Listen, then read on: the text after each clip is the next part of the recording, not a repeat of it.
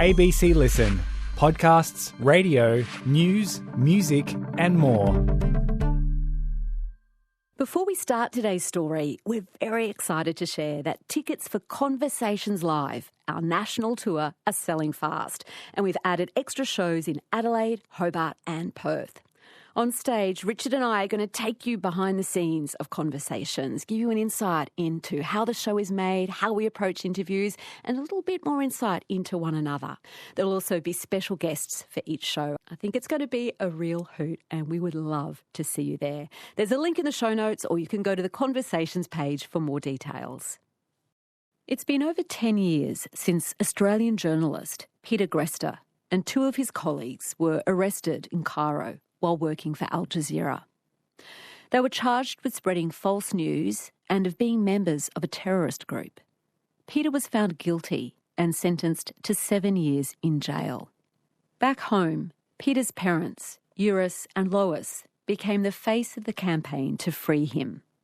And after 400 days in prison, Peter was released. After the initial exhilaration of freedom, Peter has had to work out how to live a different kind of life, one far away from the adrenaline of his years as a roving foreign correspondent, reporting on wars and political unrest in some of the world's most volatile places. Peter's memoir of his imprisonment in Egypt has been made into a film called The Correspondent. Hi, Peter. Hey, Sarah. I feel like we all got to know your mum and dad during their campaign for your release. Your father came to Australia as a child, as a refugee from Latvia after the Second World War. Could you see traces, or can you see traces of that childhood in the man that he is? Of course. Look, it's funny. It's something I've noticed, I guess, with a lot of refugee communities around the world that I've reported on. They waste nothing. You know, my father will not throw out particularly food. No food ever gets chucked out. It doesn't matter if it's a bit of cheese, moldy bit of cheese that's been at the back of the fridge for a month and it's completely green. He'll shave off all of those green bits and find a piece of stale bread and stick it in the toaster and he'll have that. What about your mum, Lois, Peter? Was her background similar to your dad's? Oh, not really. I mean, my mum had a pretty typical childhood in suburban Melbourne. She lived in Box Hill through most of those years that my father was also kicking around the refugee camps. Nothing particularly extraordinary about it, but I think in its own way that makes it kind of special. So how did the two of them meet one another? Oh, this was in London. My dad, in fact, met my aunt, my mum's sister, and they were doing some touring around Europe. They met in London, and my aunt introduced them. And before they knew it, my dad had pretty much dumped my aunt and then replaced my aunt with my mum. And they used to meet at Piccadilly Circus in London, and then came back to Australia together on a boat, and basically never left each other's side. And you were the firstborn of Yep. three boys. Your dad had such a disrupted childhood. What was important to him when it came to raising you and your brothers? I think one of the things that was really important to my dad and I guess to both my parents was the idea of family, the idea that we should be doing things together. I don't think I realised it quite at the time. It was never expressed in those terms. But, you know, if I look back, everything we did were family-oriented things. My mum and dad bought a small boat, a 20-foot yacht that we used to sail around Sydney. And, of course, you can't sail a boat if you're doing it on your own. We all had to work together. When we moved from Sydney and came to Brisbane, we went on a lot of camping trips. And again, as family camping trips, you've got to work together. You have to pitch tents. You've got to function together as a team. Tell me about the house that you built together as a teenager. Oh, gosh, yeah. So it was the other sort of family adventure, I guess. Mum and Dad sold a place in Sydney when we came up, and they had a bit of spare cash, and they put it into a property out in the Laidley Valley, west of Brisbane. And Dad was kicking around looking for an old Queenslander that we could stick on the back of a truck and move up there until he saw a barn that had been dismantled. that was sort of a modular kind of construction. Anyway, Dad's an architect, and he realised that he could actually design something that we as a family could build in a fairly modular kind of style. And so, yeah, that became the family project. What did your mum think of that, those projects? It sounds a lot more work than bringing a old Queenslander on the back of a truck. Yeah, I'm not sure any of us really realised quite how insane that project would be. It took us a hell of a lot of weekends up there, grotty weekends, living in camps, in a campsite, stripped down to our shorts and trainers and, sort of hammering stuff together. I mean, we put that thing together ourselves. Every nail, every saw cut, every bit of wood we put in ourselves. And you're talking about, a bunch of kids, young teenagers who really didn't know anything about craft work, and it was all really under Mum and Dad's direction. I think Mum just sort of went along with it. I don't think she understood quite how crazy it was, but it was something that I think we're all very, very proud of. At dinner time at your place, Peter, what kind of things did your family talk about around the table? It was always around politics and world affairs and stuff. We weren't the kind of family that gossiped. We didn't talk too much about the latest sports results or trends in music or whatever.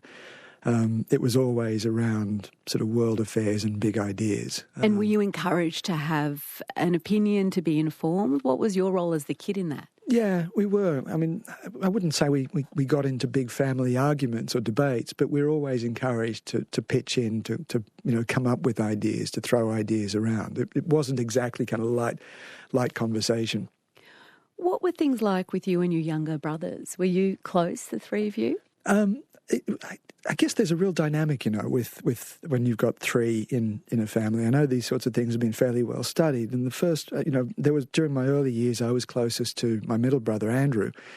But then as I got older and started entering puberty, I think my two younger brothers then connected and they sort of formed the kind of key unit, and I felt a little bit on the outer. We were always reasonably close. We didn't spend our days fighting each other, but I knew that those two had a special connection by the time I left home. What about spending time on your own? Was that something you liked to do as a teenager? Yeah, I did. I did quite a few things on my own. I remember going off bushwalking on my own. I had a dog called Gemma, and a couple of times I took Gemma up into the mountains behind our property in the Laidley Valley, and we went on a couple of very long bushwalks, overnight camping up in the mountains. It was the kind of thing that I really enjoyed. Were you a rebellious teenager at all? No, I don't think I was rebellious. In fact, I used to feel a bit frustrated that I didn't feel I had much to rebel against. In some ways, I feel not embarrassed about it, but I felt as though I kind of wasted an opportunity to rebel and do some stupid things. I think I made up for it later, though. What about at school? What kind of character were you at school? Again, I think I was a bit of the awkward kid, really. I was never in the middle of the social groups. I was a little bit on the outer. I was never particularly good at sports. I was always one of those kids that was last to be picked for any kind of knock-up game. You ended up as school captain at Indooroopilly High. Yeah, so I did. Something resonated with your classmates. I guess it did, and I was as blown over as everyone else by that when that happened. I mean, I had an ambition. I had an idea that it'd be cool to be a school captain, but I never really campaigned for it in that sense. It was just one of those things that emerged. I mean, I don't want to make it sound as though I was never actively engaged in school and school politics. Clearly, I had a lot to say and do at school, but I never felt as though I was part of a particular clique. I was part of a gang or part of a group. What did you imagine life might hold for you once you finished high school? What did you think the future would be? I had no real idea. I remember thinking at the end of year 12, I really don't know what I want to do with my life. I mean, there are a whole bunch of things kicking around, sort of law and study of some sort, history, humanities. I was never a great scientist, so it was almost certainly going to be some form of humanities to study, but I didn't really know what it would look like. What I did know was that I didn't really want to stay at home. I was getting quite frustrated and bored with Brisbane. Brisbane at that time felt like a country town, and not an especially big one either. And I was looking to get out of the place. Where was your first opportunity to spend time living overseas? I was an exchange student. It was one of those things where at the end of year 12, I didn't really feel like I was ready for study. I didn't know quite what I wanted to do, and I kind of fell into journalism. And so I applied to become an exchange student with Rotary, and I went to South Africa. So this was South Africa in the 1980s. That's right. What kind of influence did spending time in that place have on you? I think that gave me a couple of things. It gave me a real curiosity, a realization that actually the world was a fascinating place and really worth exploring. It gave me a sense of the complexity of the rest of the world. And I say that because I was with a bunch of Afrikaners, with an Afrikaans community, which is very, very conservative, very pro-apartheid. I wasn't at all a supporter of apartheid. I was very, very sceptical of it, and I saw a lot of the injustices. But I also realised that those Afrikaner communities had arrived where they were because of their history, because of their culture, because of a certain sort of psychology. Now, that's not to say that I necessarily agreed with them, but I can understand how they'd managed to create the kind of world that they had. And so I realised that both that there was something fundamentally unjust about this, but something else that I also needed to understand. And I guess that drove a real curiosity to see things in really nuanced, interesting, complex ways. After that time in South Africa, you had a stint in regional television in Australia and then took yourself off to London to work as a freelancer. How did meeting an Irish girl in a pub help start your international career, Peter Greste? Well, yeah, so quite a story, because I can thank that girl, Kathy Haggerty, for leading me to Egypt, to prison in Egypt, in all sorts of ways. So I went to this pub and saw this flamehead Irish girl dancing on the pub. Really, really gorgeous. And I remember feeling quite smitten. Thought I need to talk to this one. And I started chatting her up, and it turns out that she was a really devout Catholic. Damn. Yes. and she was about to go off on a pilgrimage to a place called Medjugorje in a region of Bosnia called Herzegovina, which was a Croat-controlled part of Bosnia. This was in the middle of the civil war in Yugoslavia. And Medjugorje was this place where a vision of the Virgin Mary had appeared before a bunch of kids back in the 1970s. And it had turned into this sort of Bosnian Lourdes, a place where pilgrims would continually come to receive spiritual enlightenment and spiritual healing and so on. And it struck me as an extraordinary story. And I said this to Kathy, it's an amazing yarn. And she said, well, why don't you come?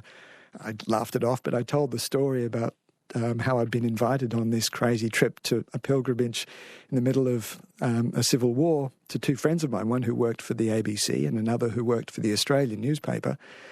And within a couple of days, I got messages from the foreign editors of both saying, for God's sake, if you're at all thinking of going to Yugoslavia, let us know, because we're in the market for freelancers. And I thought, well, look, it's a no-brainer, isn't it? There's the story, and there's the clients, and there's the girl.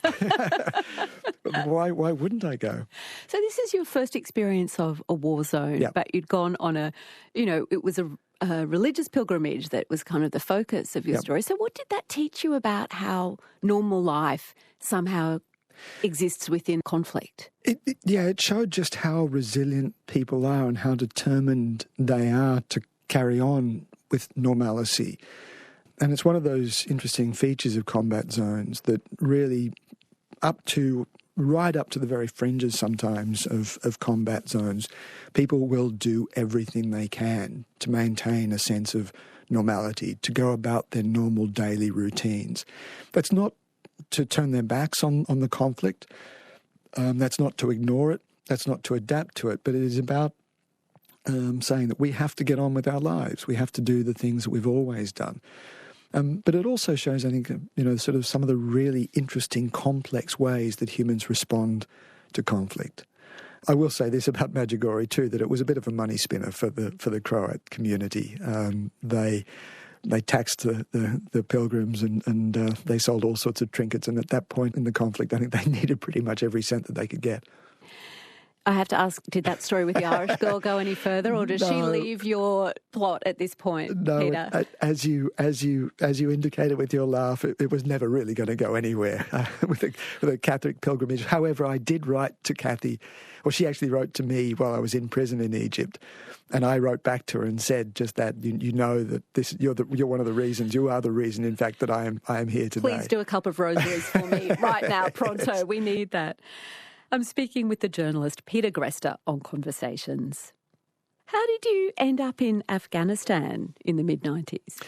So after I left Yugoslavia, because it wasn't just that one story, I did a few other stories, and I ended up in Sarajevo at one point and started to get a feel for the idea of working in conflict zones. I started to see how it could be done and how I could operate, and started to recognise that actually I had a talent for it, I had a skill for it. And I then went to South Africa for the elections in 1994, using much the same clients, and again started to feel as though I was adapting and learning. I came back to London. My plan was to try and get some work with the BBC, with World Service Radio, get some freelance work in the studio, and then ultimately find where a part of the world that was undercovered, and then volunteer to go out there and work as a stringer. But I figured rather than simply send my CV in and have some secretary stick it in the round file, I'd apply for a job. The job itself wasn't important. That wasn't the issue. I knew I was never going to get the job. It was the application process that would force managers to look at my CV. And when I didn't get the job, I'd say, fine, thanks, I'm also in the market for freelancing. So the first job that came up when I made that decision was the Kabul correspondence job.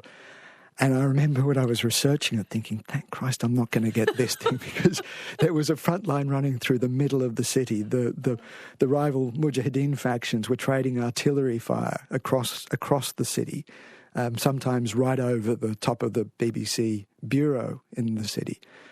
And I remember thinking, God, this is what an insane role. And they gave me the damn job. That'll teach you, Peter. I couldn't say no. It scared the living daylights out of me, but I could not say no. Well, before I ask you about that experience, you said a moment ago that you'd learnt that you had the skills to be good at this kind of journalism. What are those skills? What was it that suits you to this?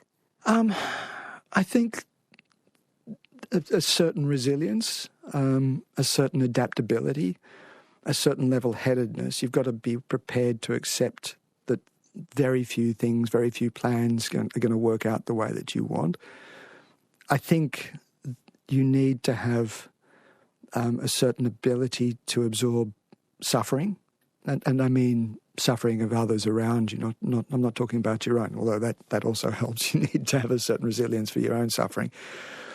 You need to have a certain drive and a certain curiosity to want to push into the kind of environments when everyone else is fleeing from them, is running away from them. Well, the BBC saw that, or you were the only applicant, I'm not sure, and sent you off to Kabul. What were the offices of the BBC like in the city at that time? It was a sort of postmodern house in a suburb called Wazir Akbar Khan, which was an upscale suburb of Kabul. But at the time, with all of the artillery fire, most of the windows had been blown out and had sort of been replaced by sheets of plastic. There were sandbags covering all of the wall, all of the doors, and most of the lower windows.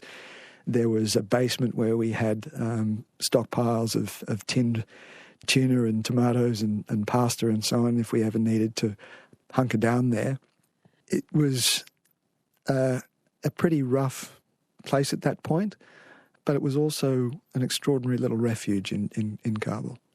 What kind of connections, relationships did you form with other journalists you were working with there? Well, there were two sets of connections. There was my own staff. I had my own translator, Syed Salahuddin, and a driver, Haji, is an extraordinary, dignified character. a chef, a faramouche, and another housekeeper. We formed a fairly strong community, strong connections with all of them.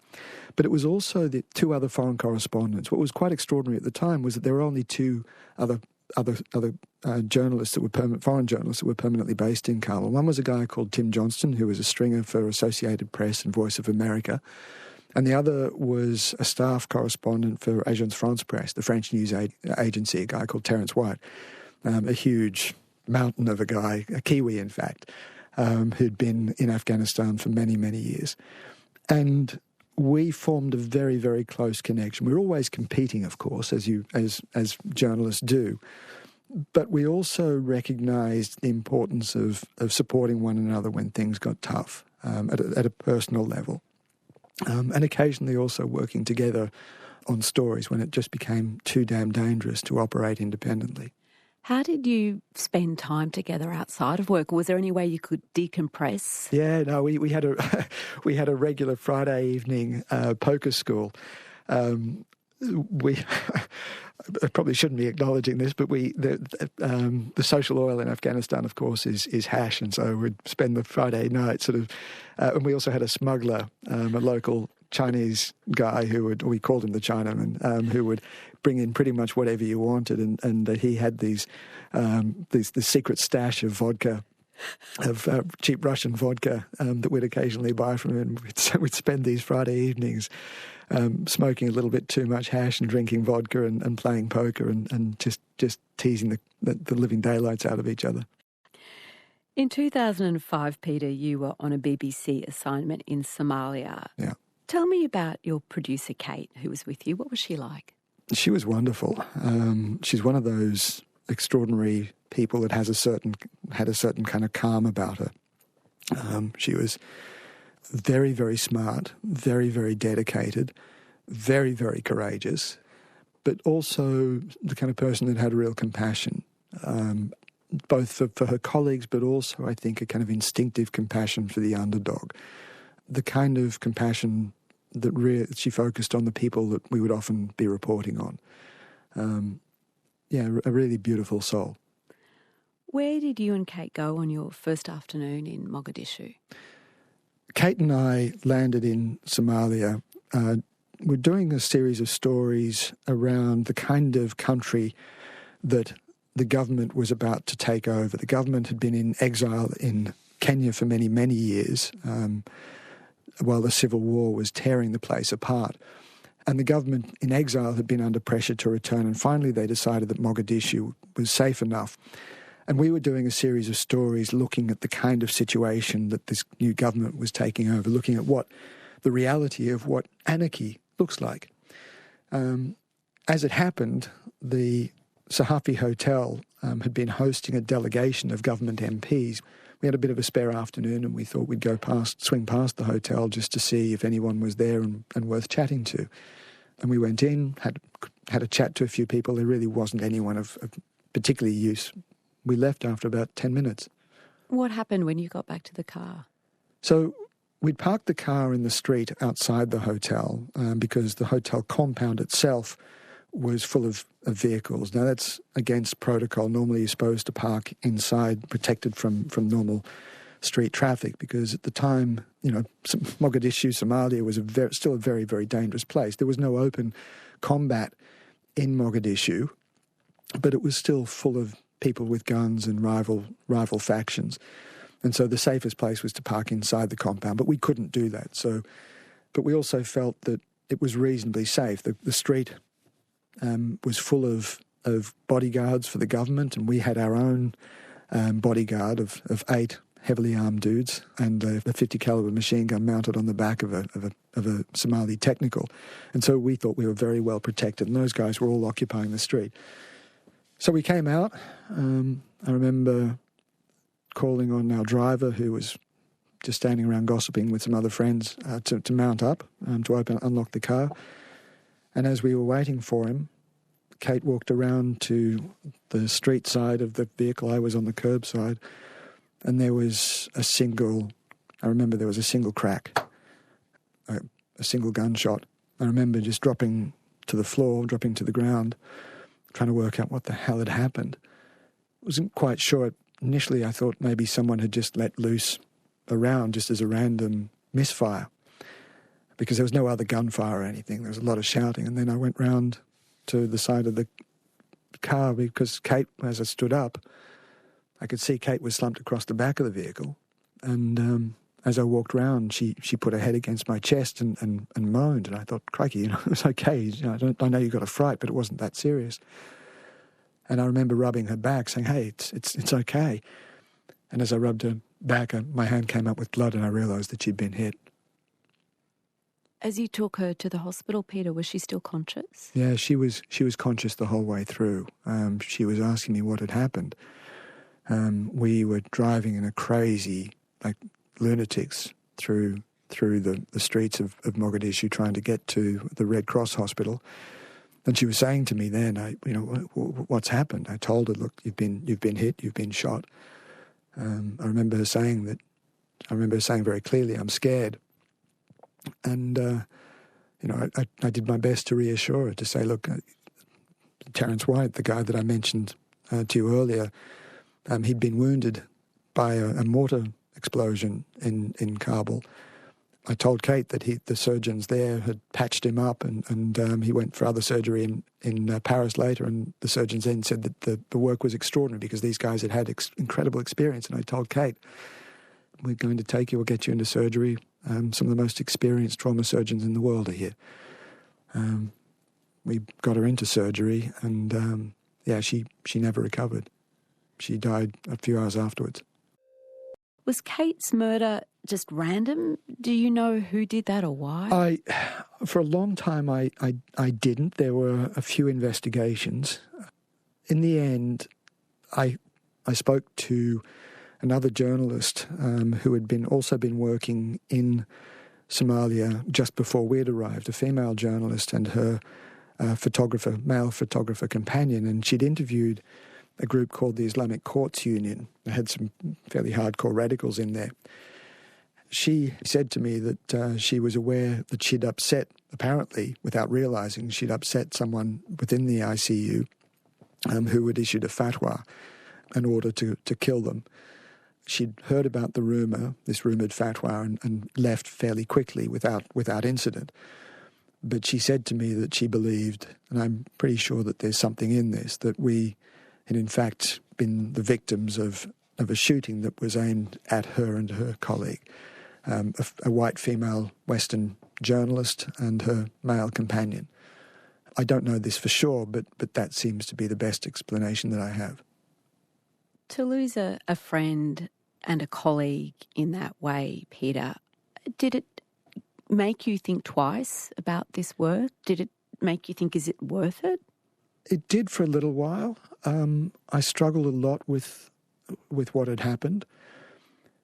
But I also realised that Kate and I had thought very, very carefully about security and safety.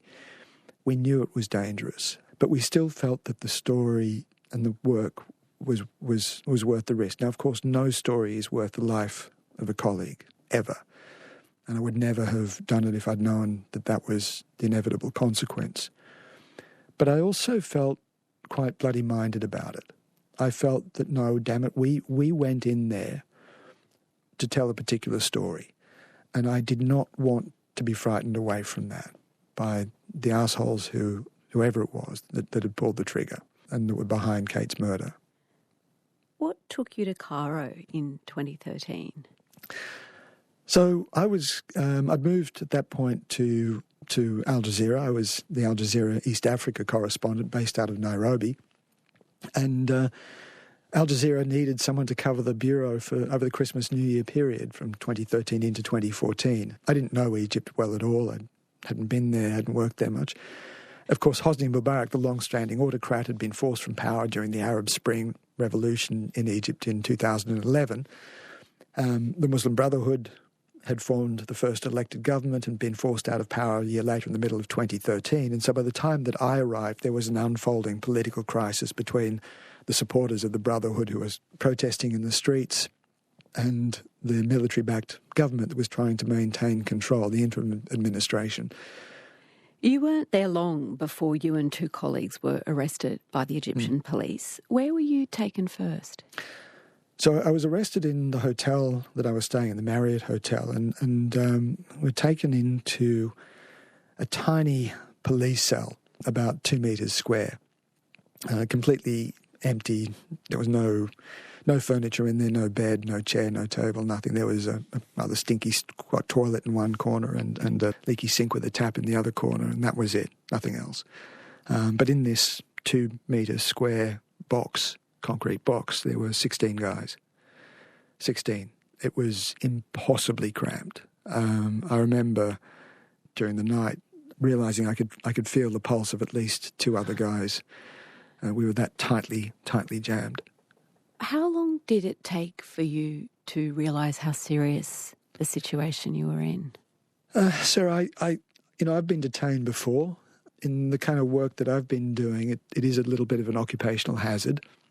Most of the time, it ends pretty quickly. It's either a bit of a mistake or, more typically, someone wants to send a message, rattle a cage or two, and after a bit of questioning, a few hours, a phone call or two, it goes away. But after a couple of days, I went to the National Intelligence Directorate in Cairo for my first interrogation.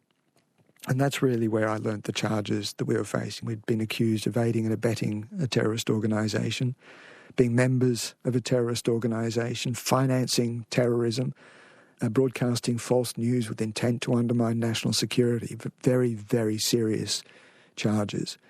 And I realised then, I think, that this was a lot more serious than I first imagined. When you were moved to Tora prison, you were put into solitary confinement. What did that do to your head? One of the things you realise very quickly is there's a tendency to focus on the physical constraints of prison, on the walls and the doors and the bars and that kind of stuff, because it's so in your face, it's so obvious.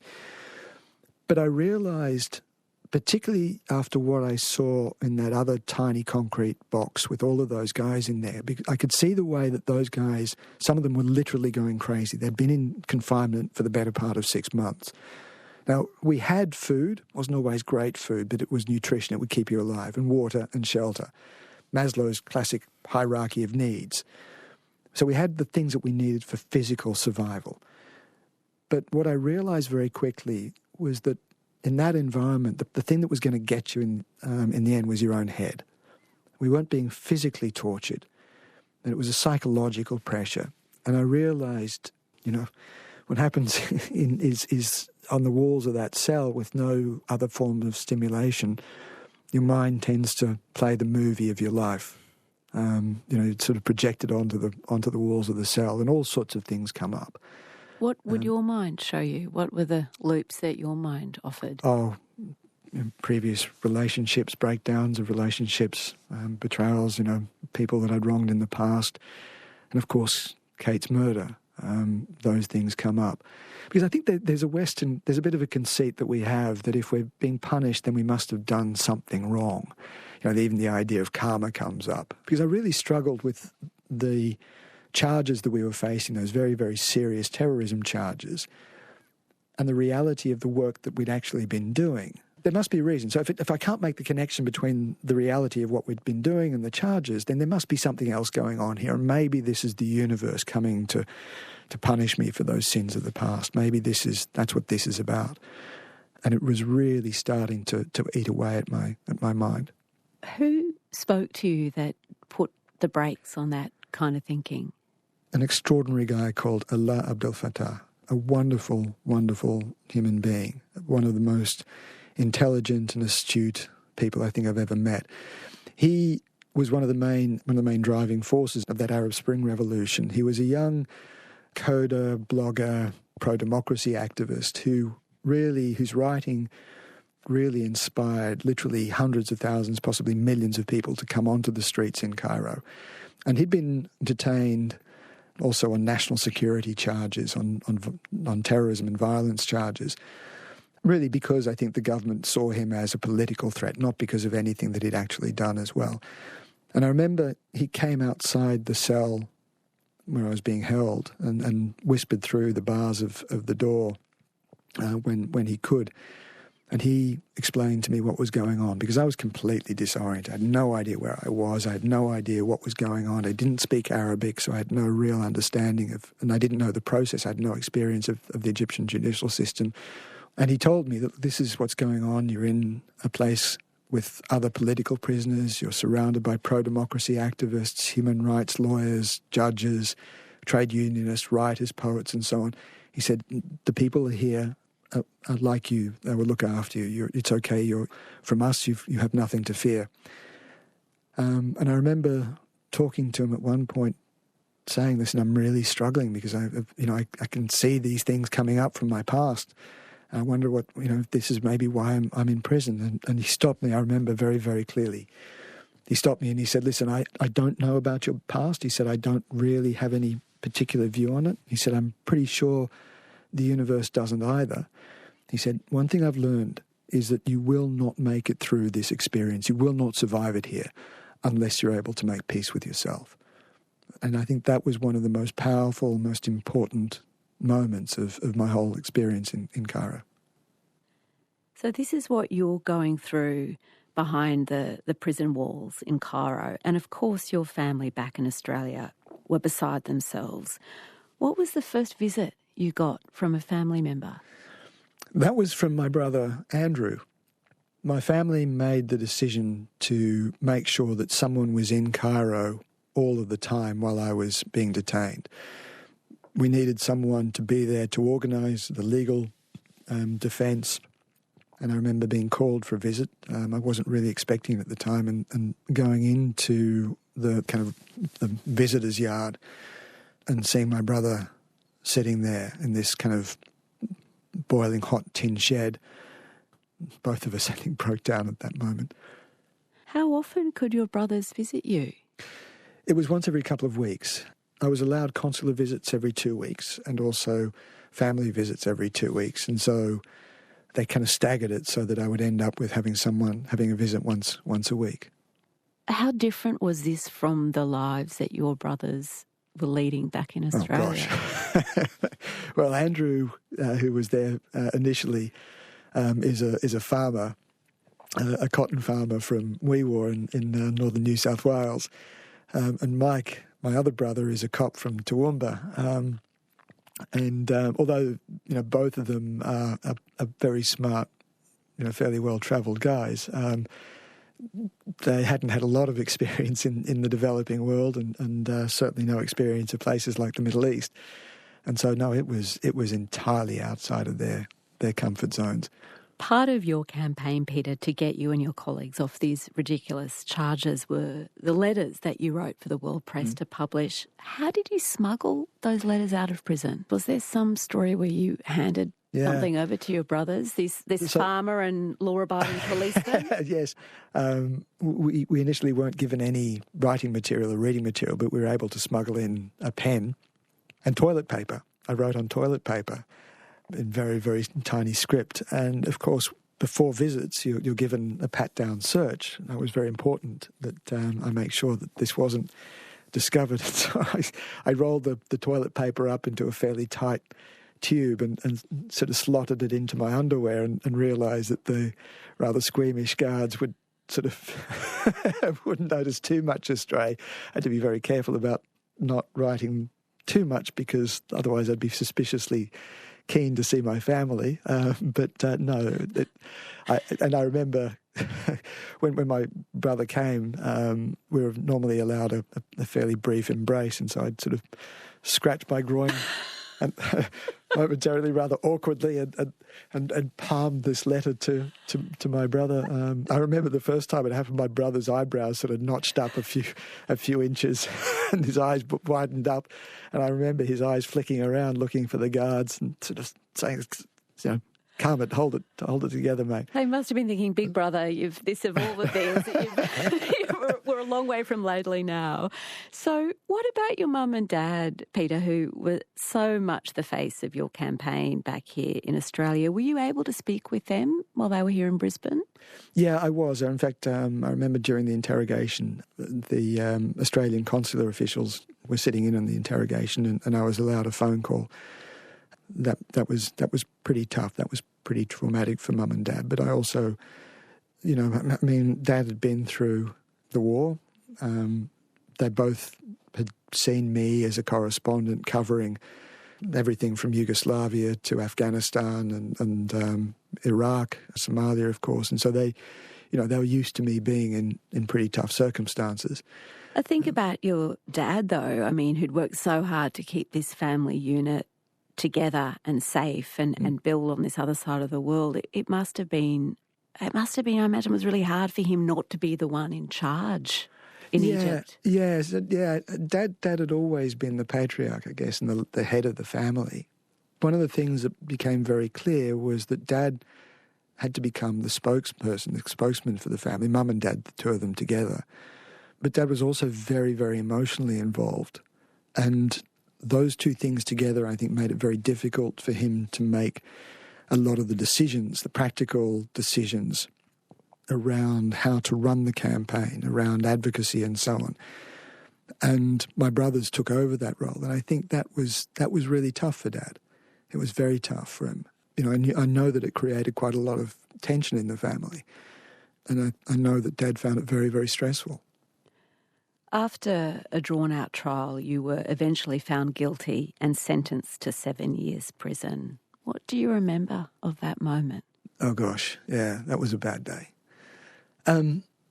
So we'd thought through, we'd gamed this out, me and my two colleagues, Bahar and Fahmy, who were arrested alongside me. And the trial had been such a farce. There was no evidence whatsoever. And so we assumed that the only logical thing that the court could do, the only thing that they could do if they wanted to maintain any respect or credibility at all, was to acquit us and let us go. So getting convicted, hearing that guilty verdict, and then being told we had to spend 7 years in prison was like a hammer blow. I remember feeling completely punch drunk. I know that there was a lot of shouting. I've seen some of the footage afterwards of what happened. But at the time, I remember my ears just ringing and the words 7 years cycling through my head, around and around and around. 7 years, 7 years, 7 damn years. Did your mum and dad come and see you in person after the verdict? Yeah, they did. And again, I know that was also very, very confronting for them. It was difficult for everyone in the family because the process of going into prison was such long, drawn-out, painful thing. It took them all a full half day just to get through all of the queues and searches and so on, all the layers of security for prison visits that were really no more than about 40 minutes. And it's really tough because the emotions and the relationship that you experience in those very intense minutes of a prison visit are the only tangible understanding that each of us has about the way that the other's state of mind. And so if you come out of the cell, like any time, you have good days and bad days. And if you come out of the cell into a family visit feeling a bit shit, a bit ordinary, that's the thing that my parents would take away with them. And they'd only got that experience for the rest of the time until the next prison visit. And there were times that I'd just be feeling down. I'd be fed up with it. I'd been frustrated. I'd been exhausted by the whole experience. And I've always felt the pressure to be upbeat and positive.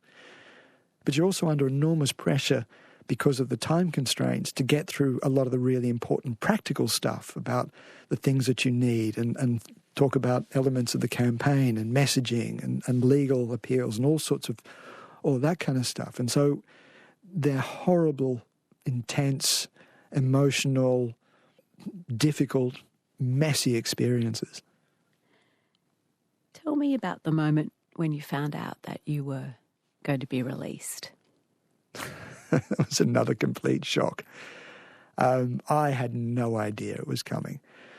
That day, I was due for a visit with my brother, and I remember going for a run outside in the corridor outside my cell when I'd shuttle up and back and forth, and I was thinking about the messaging, thinking about the conversation that I was due to have, and I was telling them that we have to start a hunger strike. We need to start pushing back. We need to dig in. And I was going to tell him about my hunger strike strategy. And I remember one of the guards flagged me down and said, the boss is outside, the prison warden is outside, he needs to speak to you. And normally you have to show due deference to the prison warden, and that meant never visiting them in anything other than clean prison clothing. And I said, listen, I'll have to go and get changed. He said, no, you go now. He needs to see you now. He's outside, yella. And so I went out and I saw the warden. He said, listen, I've got news for you. I said, what's up? And he said, pack your things, you're going. I said, what do you mean I'm going? I've been in every damn prison. Where are you moving me to? And he said, no. He said, the embassy is coming in half an hour. They're taking you to the airport. You are going home. Yella, get going. And it was a completely discombobulating moment. It's like, I'm what? Half an hour and you're going. Could you say goodbye to your colleagues? I very, very briefly, the warden said to me, don't say anything to your other colleagues. And of course I couldn't not say anything. And I had to tell them what was going on. And I felt so conflicted. I felt really awful. I felt like shit for leaving them behind. I didn't feel like like it was the right thing to do. It's not that I had any choice in the matter, to be honest with you, but it also felt so bad. But we had also discussed this beforehand, the possibility that one of us would be released while the others had to remain. And one of the things that we agreed is that if that ever happened, the person that was released would become the advocate, the chief voice for those that were still in prison. And so I remember giving them a very, very tearful goodbye and walking out of there. What about the reunion with your mum and dad? Oh, well, that was back in Brisbane at the airport. It was about 2:00 in the morning, I think, by the time I'd landed on a Wednesday morning. It was a school morning, I know that. And they'd been contained in a sort of reception area just before the arrivals hall at Brisbane Airport. And that was absolutely wonderful. My whole family had gathered, my uncles and my nephews and nieces and, all of their families had all arrived, and my in-laws, everyone was there. I remember walking out, because I didn't think anybody, there might be a few journalists who might show up, a couple of insomniac freelancers who might be at the airport. And I walked out into this incredible throng. And there were literally hundreds of cameras, of camera crews, of photographers, of well-wishers, of supporters, all of whom had come out at this ridiculous time of the night to welcome me home. And I was just absolutely gobsmacked. Couldn't believe it. How long did that energy and adrenaline and activity last for after your release? Oh, it was months and months of it, because I did not understand how big the story had become. I really didn't. And I was completely blown away by the level of media interest and public interest in my case. But I also had to fulfill the promise that I made and keep campaigning for my colleagues, and that meant several laps of the planet to talk to the United Nations and various governments around the world, the European Union, to speak at conferences and conventions, to have meetings with diplomats and so on, to try to maintain the pressure to make sure that we were able to get them out as well. And you did get them out. Yep. Is there a moment where you wake up and the adrenaline's dropped a little and you look around and think, oh, okay, that chapter's coming to a close? Oh, yeah. Yeah, no, I'm not sure if there was a moment, but it was a sort of dawning realisation that okay, now I have to, my life has to return to something approaching normal. Not that you ever had a very normal life, Peter. No. I mean, were you imagining that you'd go back to being a foreign correspondent or what? I always wanted to, but I realised too, I'm a convicted terrorist. And I still have an outstanding prison sentence to serve in Egypt. And that makes it very difficult for me to travel at short notice. Now, I do travel a lot. I will not burn my passport, which is, I'm pretty sure, what my parents would probably prefer that I do. But it also meant that my life I could never go back to that life. And I had to adapt to a new normal. It's pretty good. It's still pretty good. I miss that old life enormously. There was something dramatic and wonderful and extraordinary about being at those hinges of history. I think Hugh Remington described. That was a phrase that Remington used. And I always loved that experience. I loved that. That was who I was. That was me. Coming to terms with this new life where I'm now an academic and media freedom advocate has taken a long time, but it's also given me a sense of purpose and direction that I really needed to be able to keep going and accept that this is my new reality. It was a family campaign, and as you describe it, your family was so determined to support you in whatever way they could during this. And I guess the new normal has had to be true for all of them. Like, was there a readjustment period for your family who'd been so focused on this campaign, on your release? In particular for my parents. You know, on the day that I was arrested, everything that they had done up to that point was dropped. All of their other elements of their lives were simply put aside, and they were devoted 110% to the campaign to get me out of prison. And that gave them direction and purpose and meaning and a drive and a focus and enormous amounts of attention. It was such an intense experience. And then on day 400, the day that I was released, everything stopped. It all shifted away from all of a sudden. All of those elements that drove them were gone. I know it was a really difficult transition and a sort of feeling of being unmoored, of being unanchored, not quite knowing what to do with yourself now that all of that drive and purpose is gone. I wonder, for you as a family, and maybe more specifically just for you, Peter, when you use that phrase, hinges of history for global events, did that time in Egypt, was that a hinge in your history, or is it one chapter among many? How do you look back at it from 10, 11 years on? I think it's both, you know. I mean, as we've been talking, you know, I've had quite a few moments, a few chapters, to use your phrase. But indisputably, that experience, that arrest in Cairo, was that hinge that changed my life, changed the direction quite radically for me. You know, it's not one that I would have chosen, but it has created for me a new sense of purpose and meaning. It's that struggle for press freedom. It made me a campaigner, an advocate for media freedom. And in terms of your life now, do you still get solitary bushwalks like you did as a teenager? Yeah, I tend to be a little bit of an isolationist when it comes to trying to maintain my own sanity. Yes, yeah, I do. Well, I understand why your parents want you to burn your passport, but I'm also glad that you're refusing to do so, and it's a real pleasure to have you on Conversations. Thank you, Peter. It's been a fantastic conversation too, Sarah. Thanks for having me.